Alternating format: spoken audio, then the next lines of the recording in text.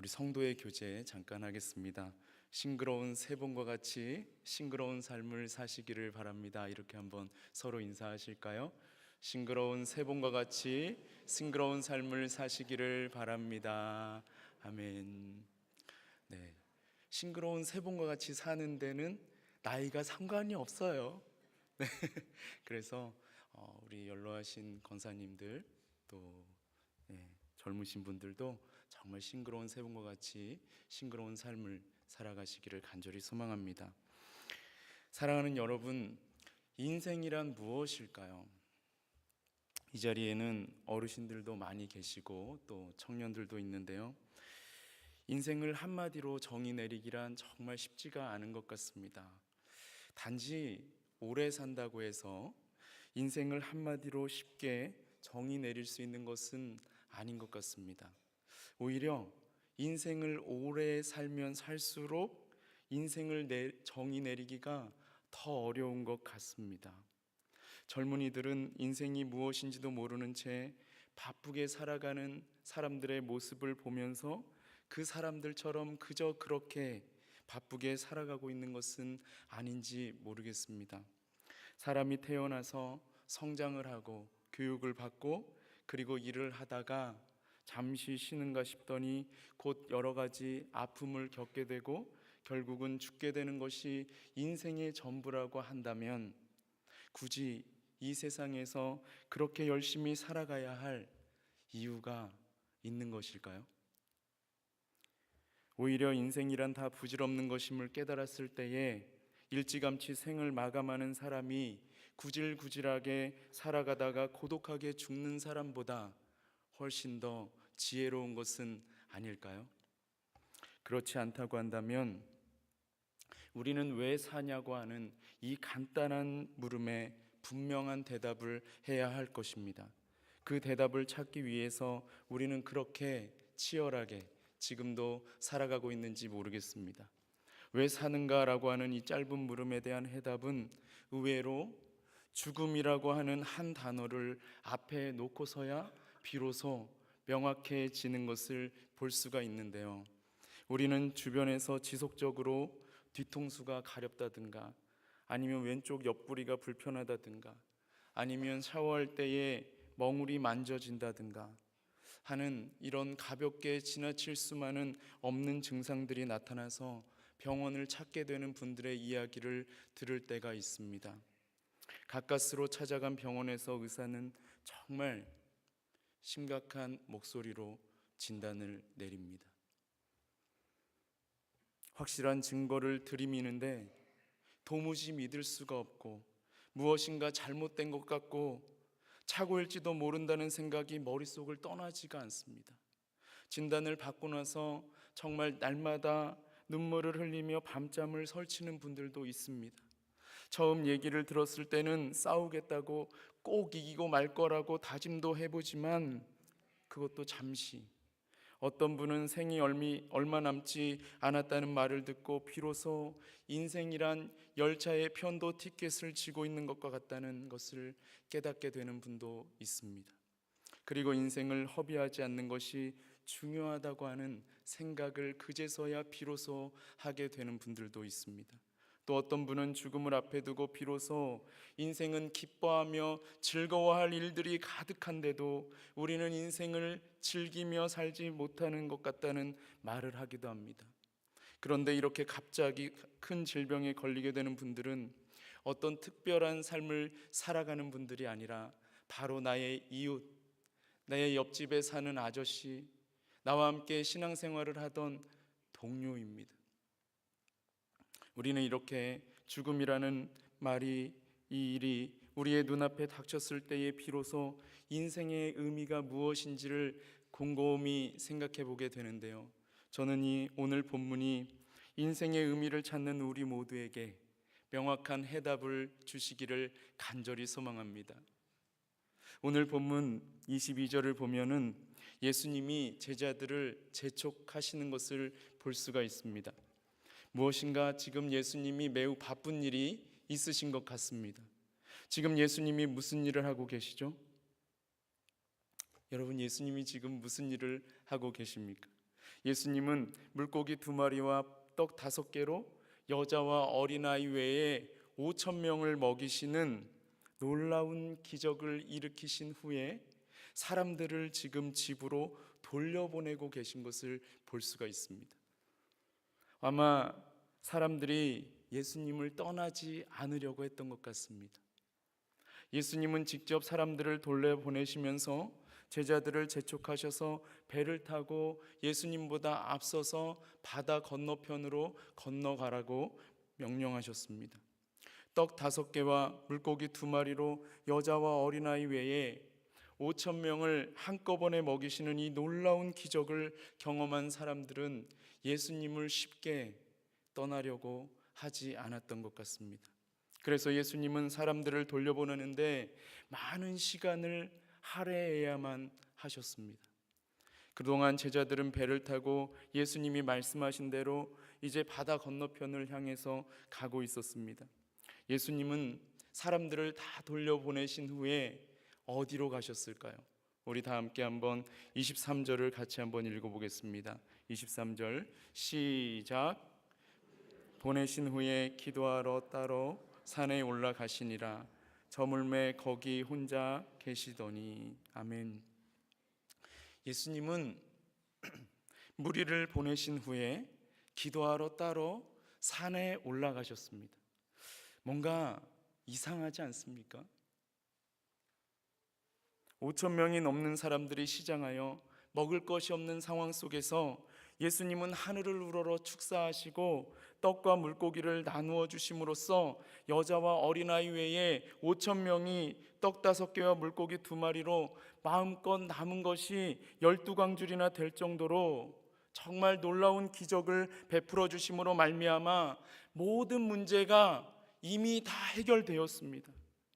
그런데 여러분, 예수님은 왜 그 밤중에 기도하러 산에 올라가신 것일까요? 기도해야 할 필요가 과연 있었을까요? 우리는 예수님이 기도하러 산에 올라가신 것을 통해서 이 기도하는 일이 얼마나 중요한 일인지를 알 수가 있습니다. 기적을 경험하는 것보다 기도하는 것이 훨씬 더 중요한 일이라는 것을 우리는 알 수가 있습니다. 여러분, 동의하십니까? 기적을 경험하는 것보다 기도하는 것은 훨씬 더 중요합니다.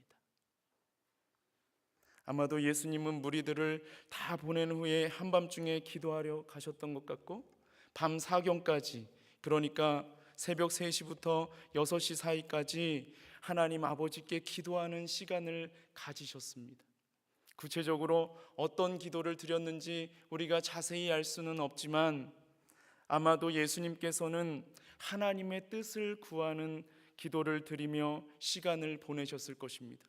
이것은 우리가 이 세상을 사는 동안에 하나님 앞에서 하나님의 뜻을 온전히 이루어가는 기도를 드려야 한다는 것을 보여주는 것입니다. 요즘처럼 기도하기 좋은 계절에 새벽에 기도하러 나와서 나의 뜻을 구하기보다는 하나님의 뜻을 구하는 저와 여러분이 되시기를 간절히 소망합니다. 정말 나를 향한 하나님의 뜻이 무엇인지를 하나님 앞에 온전히 구하는 시간을 한번 가져보십시오. 나의 뜻을 구하는 그 기도 비스무리한 그런 거 말고요, 정말 나를 향하신 하나님의 뜻이 무엇인지를 놓고 한번 진지하게 기도해 보십시오. 여러분, 우리는요, 깨닫기 전에는 행동의 변화가 절대로 일어나지 않습니다. 하나님의 뜻이 이루어지기를 기도하는 가운데 하나님께서 우리에게 놀라운 깨달음을 주실 때에야 우리의 삶에는 놀라운 변화가 일어나게 되는 것입니다. 우리의 삶에 일어나는 그 놀라운 변화로 말미암아 하나님께서 우리를 통해서 영광을 받으시게 될 것입니다. 아멘이십니까, 여러분?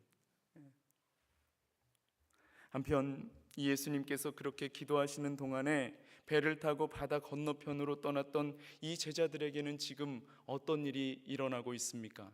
우리 다 함께 한번 24절을 같이 한번 읽어보겠습니다. 24절 시작.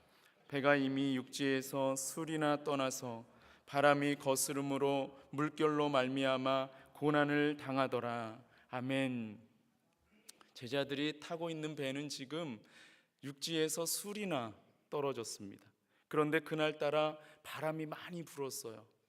갈릴리 호수는 둘레가 약 24km 정도 되는 정말 큰 호수로서 이 바다라고 할 정도로 바람이 불 때에는 거친 파도가 형성되는 그러한 특이한 호수입니다.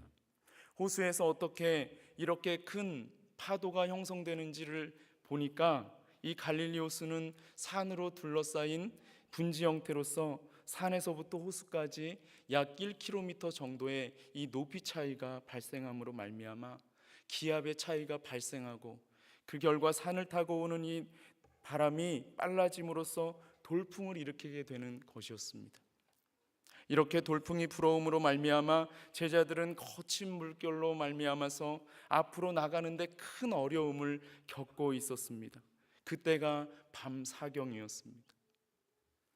예수님은 그 시간에 바다 위로 걸어서 제자들에게 오셨습니다. 여러분, 예수님이 왜 바다 위를 걸어서 제자들에게 오신 것일까요? 예수님이 바다 위를 걸을 수 있다는 것을 제자들에게 보여주기 위해서 바다 위를 걸어오신 것일까요?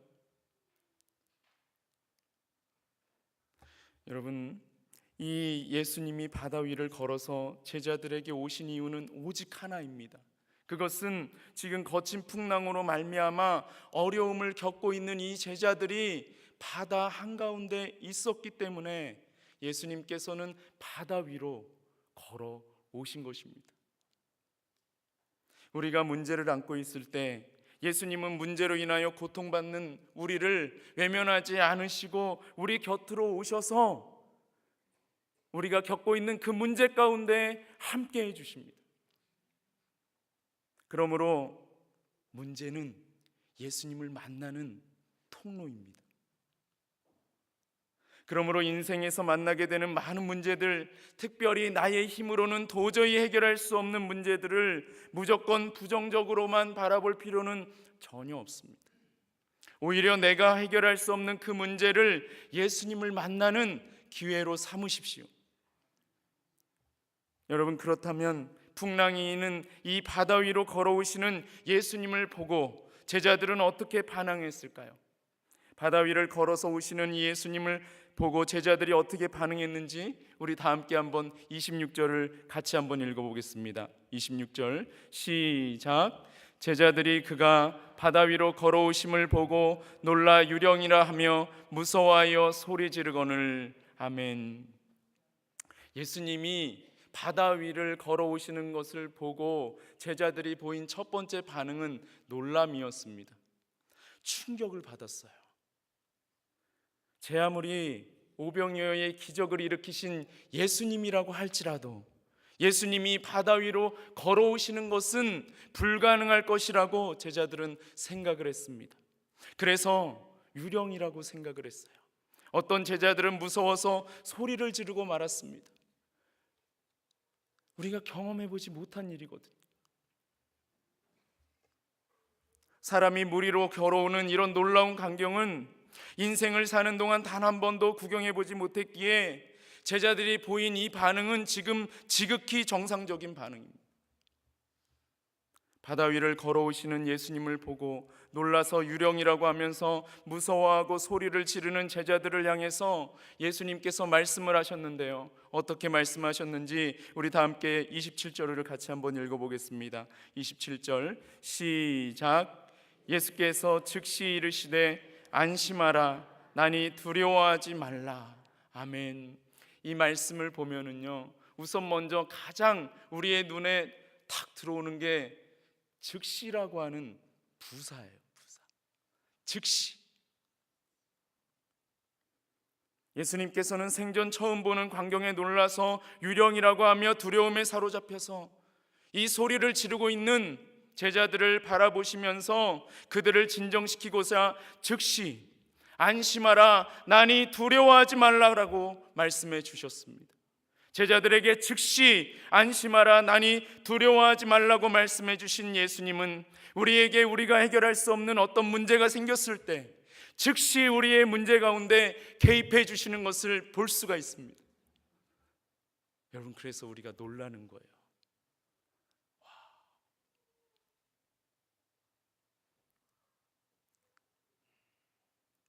여러분, 예수님이 우리 인생 가운데 일어나는 나의 힘으로는 도저히 해결할 수 없는 그 문제 가운데 개입해 주시면 문제는 끝나고 기적이 시작되는 것입니다. 예수님께서 제자들의 문제 가운데 개입해 주셨을 때에 어떤 기적이 일어났는지 우리 다 함께 28절과 29절을 같이 한번 읽어보겠습니다. 28절과 29절 시작. 베드로가 대답하여 이르되 주여, 만일 주님이시거든 나를 명하사 물 위로 오라 하소서 하니 오라 하시니 베드로가 배에서 내려 물 위로 걸어서 예수께로 가되. 아멘. 베드로가 역시 이게 단순하게 믿는 게 중요한 것 같아요. 예수님을 믿을 때는 덮어놓고 단순하게. 꼭 기억하면 좋겠어요. 어떤 분들은 예수님 믿는데 굉장히 복잡하게 믿어요. 근데 그럴 필요 없습니다. 예수님은 단순하게 믿는 거예요. 베드로 단순하거든요. 베드로가 예수님께 말했어요. 주님, 만일 주님이 이것이시거든 나를 명하사 물 위로 걸어오라고 하옵소서. 여러분, 이 말씀은요, 지금 베드로가 굉장한 용기를 냈다는 것을 의미하는 거예요. 우리는 지금 이 바다 위를 걸어오신 분이 예수님이라는 것을 알고 이 본문을 보니까요, 그냥 베드로가 이렇게 말하는구나 이렇게 생각하면서 아무런 감동 없이 지금 읽고 있지만요, 인생의 풍랑이 한번 치기 시작하면 그런 상황 속에서 이런 고백을 한다는 건 그리 쉬운 일이 아닙니다. 지금 베드로를 포함해서 제자들은 아직까지도 예수님을 예수님으로 온전하게 알지 못하는 상황이에요. 그런 상황 속에서 지금 베드로가 용기를 내서 예수님이시라면 나를 명하사 물 위로 걸어오라고 명령해 달라고 하는 것입니다. 그러니까 지금 이 베드로는 엄청난 용기를 내고 있는 거예요. 이렇게 엄청난 용기를 낸 베드로에게 예수님은 아주 짧고 간단하게 말씀하십니다. 오라.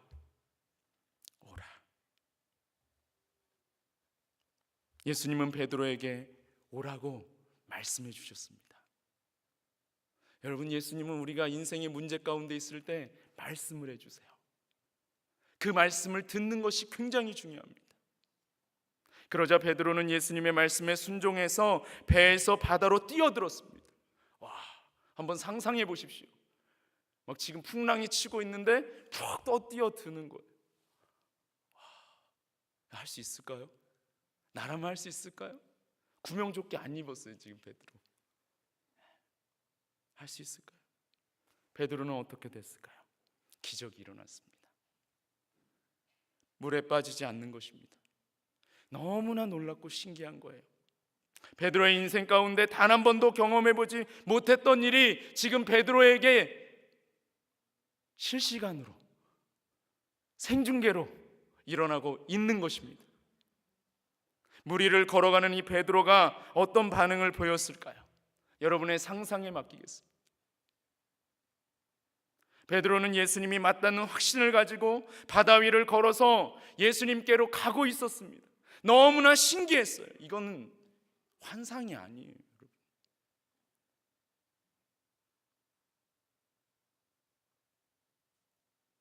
이런 본문을 대할 때 환상으로 해석하시는 분들이 있어요.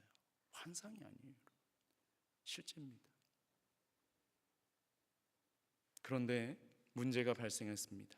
베드로가 물 위를 걸어서 예수님께로 가는 동안에 강한 바람이 불어오기 시작하는 것입니다. 우리 다 함께 한번 30절을 같이 한번 읽어보겠습니다. 30절 시작.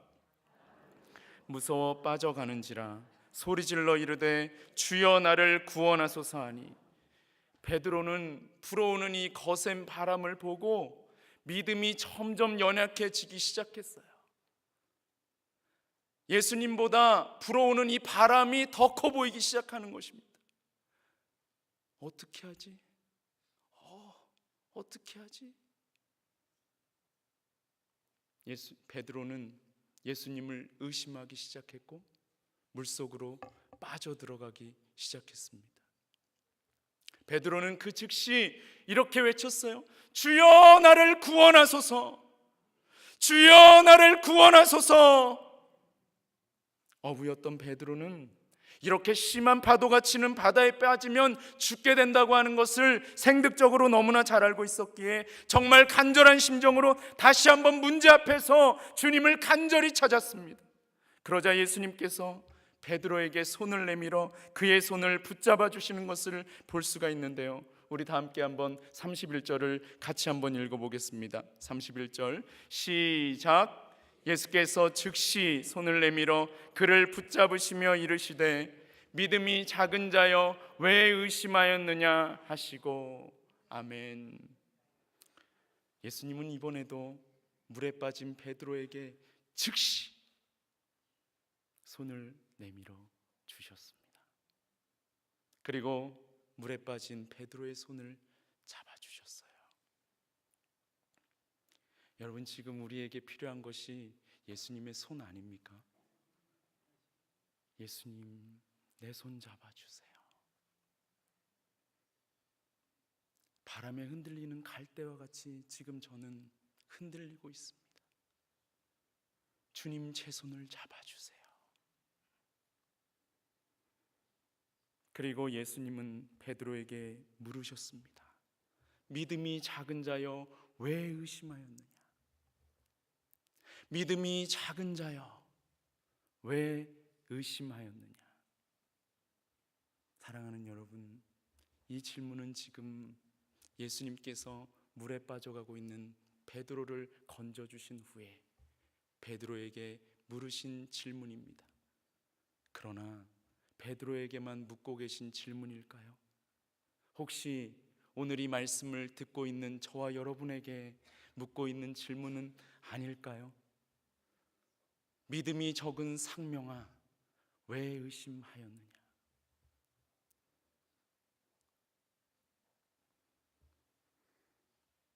인생의 문제 앞에서 여전히 한 걸음도 내딛지 못하고 그 문제를 가운데에서 허우적거리고 있는 나를 향해서 예수님께서 물으시는 질문이 아닐까요?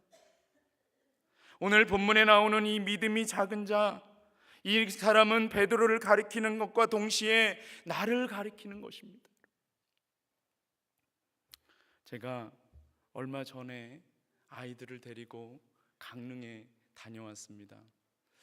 오랜만에 이제 그 아이들을 이제 바람도 쐬어줄 겸 저도 이제 바람도 좀 쐴 겸 해서 강릉에 가서 그 동물을 이렇게 직접 만져볼 수 있는 그런 농장이 있더라고요. 그래서 거기 가서 이제 아이들을 이렇게 동물도 만져보게 하고 먹이도 주게 하고 그런 체험들을 다 한 후에 경포대에 갔었습니다. 이제 그 경포대에 가서 바다를 보는데요, 파란 바다가 끊임없이 파도가 이렇게 밀려오는 거예요. 바다에 들어가고 싶었지만 바람도 심하게 불어오고요, 또 이 바닷물도 차고, 또 옷에 바닷물이 이렇게 젖으면 어떻게 하지? 또 내 몸에 바닷물이 젖으면 어떻게 하지? 그런 생각을 하면서 그저 바다를 바라만 보고 얼마 동안 저는 서 있었습니다. 파란 바다를 보면서 문득 인생이 마치 이 바다와 같다고 하는 생각을 저는 하게 되었어요. 바다에 들어가지 못하고 그냥 서 있는 저의 모습이 마치 오늘 나에게 일어나고 있는 여러 가지 문제들 가운데 서성거리기만 하고 있는 내 모습과 너무나 닮았다고 하는 생각을 저는 하게 되었습니다. 예수님께 문제를 가지고 나아가기만 하면 되는데, 예수님의 말씀에 의지하여 순종하기만 하면 되는데, 여전히 믿음이 적은 나는 인생의 문제 앞에서 예수님을 믿지 못하고, 아니 오늘 본문에 나오는 이 예수님께서 말씀하시는 것처럼 예수님을 믿지 못하는 정도가 아니라 예수님을 의심하고 있는 것은 아닌지 생각해 보았습니다.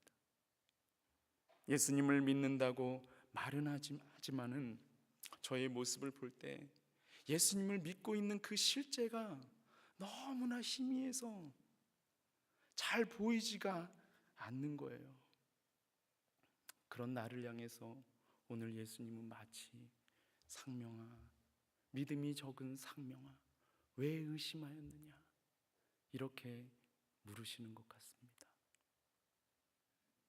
여러분은 어떠십니까? 여러분은 오늘 어떤 인생의 바다 한가운데 지금 서 있으며 그 바다 한가운데로 빠져들어가고 있습니까? 아니면 정말 거센 풍랑이 치는 가운데에서도 전혀 아랑곳하지 않고 인생이라고 하는 바다 위를 뚜벅뚜벅 걸어서 예수님께로 가고 있습니까? 한번 스스로 자신에게 대답해 보십시오. 이 질문을 회피하지 마시고, 사람이 묻는 질문이라고 생각하지 마시고, 오늘 예수님께서 베드로에게 물으시는 것처럼 나에게 묻는 질문이라고 한번 생각하시고 스스로 한번 점검해 보십시오. 여러분 어떠십니까? 사랑하는 여러분, 그리스도인에게 인생의 의미는 무엇입니까? 인생이라고 하는 이 바다 위를 걸어서 예수님께로 가는 것이 아닐까요? 아닙니까? 인생이라고 하는 이 바다 위를 걸어서 예수님께로 가는 것이 아닙니까? 저는 예수님을 믿는 저에게 인생의 인생이라고 하는 이 바다 위를 걸어서 예수님께로 뚜벅뚜벅 걸어가는 것이라고 믿습니다. 저는 오늘 사랑하는 우리 모두가 그리스도 안에서 참된 인생의 의미가 무엇인지를 오늘 이 말씀을 통해서 분명하게 발견하게 되시기를 간절히 소망합니다. 그렇다면 마지막으로 예수님의 제자들이 발견한 참된 인생의 의미가 무엇인지 우리 다 함께 32절과 33절을 같이 한번 읽어보겠습니다. 32절과 33절 시작. 배에 함께 오름에 바람이 그치는지라 배에 있는 사람들이 예수께 절하며 이르되 진실로 하나님의 아들이로소이다 하더라. 아멘. 베드로의 손을 잡은 예수님께서 이제 이번에는 베드로와 함께 배에 오르시자 놀랍게도 그렇게 사납게 불어오던 바람이 한순간에 그치고 풍랑이 잔잔해져 버렸습니다. 이 광경을 지켜본 배에 있는 사람들이 예수님께 절하며 진실로 하나님의 아들이라는 고백을 예수님께 올려드렸습니다. 그런데 여러분, 저는 제자들이 이 고백을 그냥 담담하게 할 수 없었다는 것을 알고 있습니다. 여러분, 인생의 바다 한가운데에서 살아계신 예수님을 경험하게 되면은 이게 제어가 안 돼요. 감격하는 가운데 주님 앞에 놀라운 주는 하나님의 아들이시라고 하는 이 고백을 올려드리지 않을 수가 없게 됩니다. 제자들은 예수님이 하나님의 아들이시라고 하는 이 놀라운 진리를 발견하게 된 것을 감격하는 가운데 인생의 의미가 무엇인지를 분명하게 발견하게 되었습니다. 사랑하는 여러분, 우리 그리스도인들이 발견하게 되는 인생을 살아가는 참된 의미와 목적은 예수 그리스도께서 하나님의 아들이시라고 하는 이 놀라운 진리를 하나님의 말씀과 인생을 통해서 발견해 나가게 되는 것입니다. 이것이 인생의 의미와 목적이에요. 사랑하는 여러분, 오늘 나는 어떤 인생의 바다 한가운데 서 있습니까? 인생의 바다 한가운데에서 예수 그리스도께로 향해서 풍랑이 몰아치는 가운데에서도 지금 나는 끊임없이 예수님께로 걸어가고 있습니까? 오늘 나는 나의 인생 가운데 이 예수 그리스도께서 하나님의 아들이시라고 하는 이 놀라운 진리를 인생의 바다 한가운데에서 발견하셨습니까? 우리 다 함께 기도드리겠습니다.